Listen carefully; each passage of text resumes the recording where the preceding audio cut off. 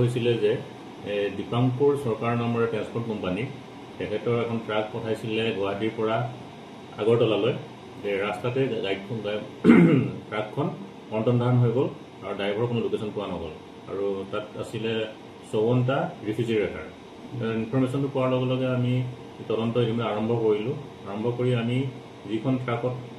refrigerator কঢ়িয়াই আনিছিলে ট্ৰাকখন আমি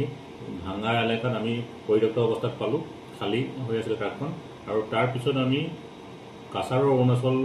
নামৰ ঠাইডোখৰত গৈ যেতিয়া আমি চাৰ্চ অভিযান আৰম্ভ কৰিলোঁ তাত এটা গুদামৰ পৰা আমি টোটেল 54টা ৰেফ্ৰিজাৰেটৰে পালোঁ আৰু এই সংক্ৰান্তত আমি ড্ৰাইভাৰৰ সৈতে আৰু 3জন ব্যক্তি মুঠ 4জন ব্যক্তিক আমি আটক কৰিছোঁ